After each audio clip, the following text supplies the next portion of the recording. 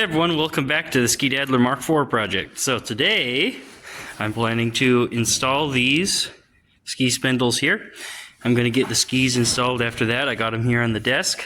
And as I'm sure you note, may as well show you here, I could not find cotter keys for my pins, so please don't laugh at me. At least don't laugh at me too hard anyway. Once I get the skis installed, I think I'll be able to flip the sled over and finally get to work on the top side, getting the driven pulley of the clutch put back in and all that stuff. So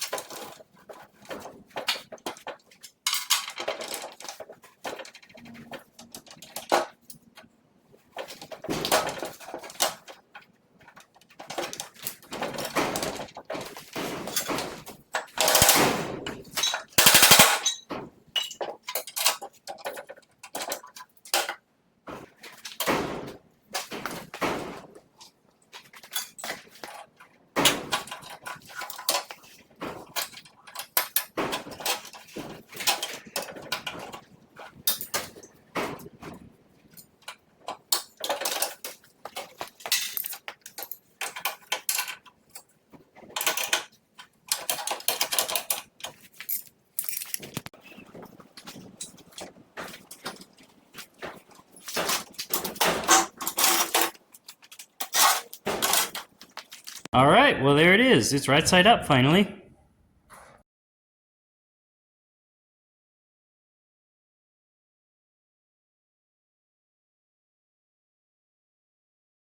Okay, so I'm gonna have to take these bearings off and replace them. So, what I ended up doing, I was fiddling around a little off camera to figure out how I was gonna do this. I got a vice grip on here, clamped onto the brake disc here, because I have to loosen this off and it was stuck like crazy and I couldn't get this to hold still any other way. So with the vice grip holding it against there, see if I can loosen this off and hopefully the brake disc will slide off as well, and then I get to the bearing on this side and I can replace both jack shaft bearings.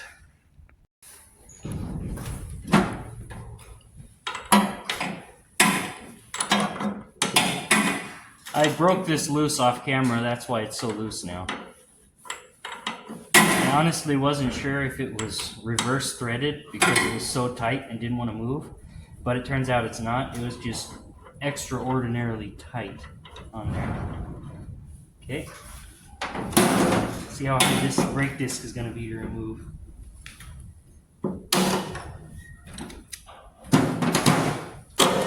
Oh, that wasn't hard at all. I'm going to take this key out, obviously, so I can get the bearing out of there.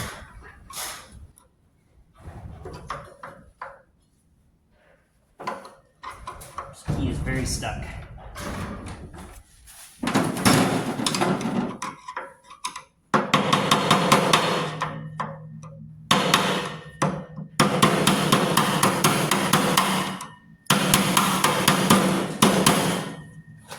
I think I'll worry about that key later.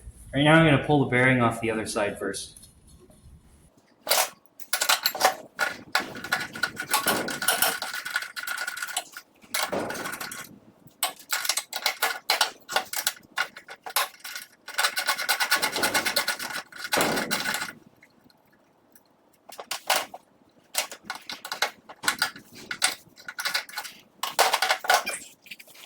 Okay, so I did just figure out something rather unfortunate here. So the bearings I got for the drive shaft are the wrong size. Look at the diameter difference there. These bearings work on the axle shafts, and I heard somewhere that they were the same size as the ones on the drive shaft, so I got extras for the drive shaft, and no, they don't fit. So for now, I'm going to leave these bearings on the drive shaft. They're not exactly very good, but I think I would trust them just to ride the machine a little. We're about to get a little snow, which is going to be our first real snow this entire winter, so I'm kind of anxious to get this thing out and test it. So for that sake, I'm gonna put it back together with the original bearings. Probably over the summer, I'll get replacement bearings, tear them off, figure out a couple other small things with it. But for now, I want to get it back together, ride it, see how it moves.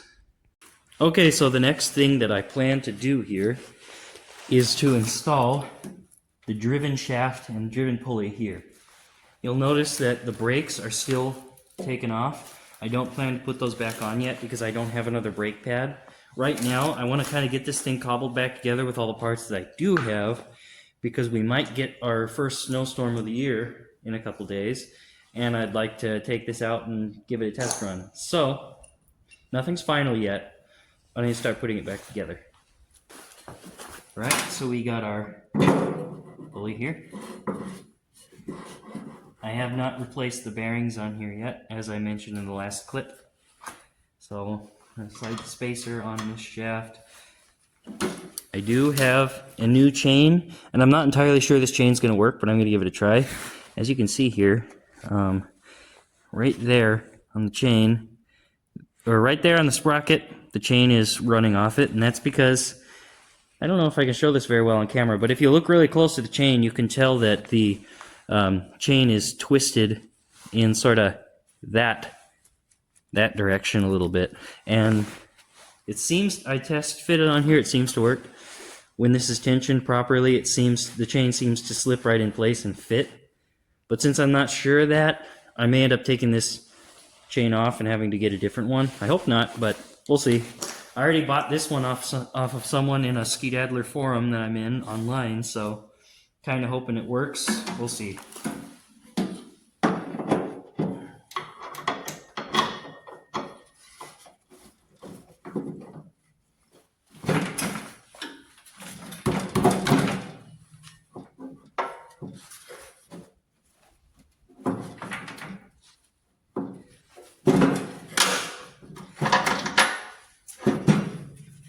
And for those of you who have already noticed, I'll address the issue of, I clearly don't have a rear chain case on here.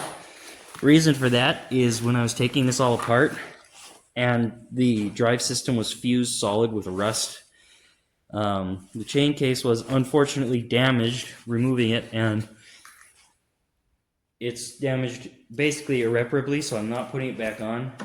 For the time being, once again, eventually I'd like to get a chain case on there to keep the chain nice and greased up and also clean. But for the time being, since I can't, my plan is to simply get the chain pretty well oiled once every ride or two, just to keep it nice and greasy. And it should be okay for a little while. I don't want to leave it for too long though.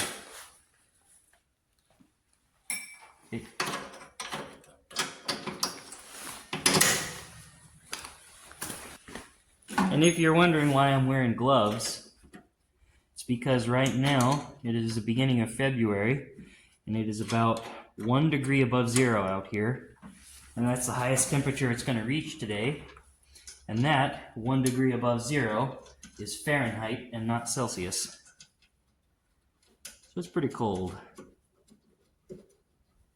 Still, gotta remove the gloves to put these nuts on.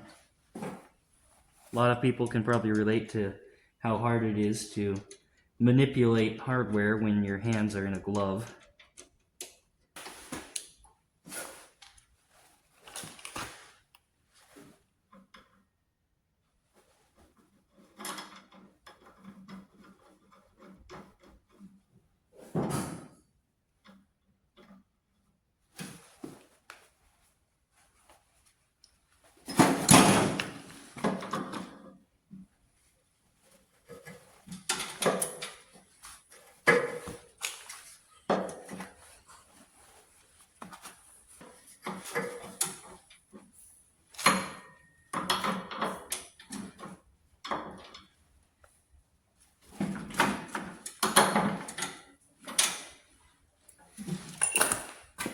Okay, so the next thing I want to put back on is going to be the engine, so I can stretch the belt from the primary clutch to the secondary. However, before I do anything with the engine, I have to return to the site of a failure from a previous episode, and that is the clutch.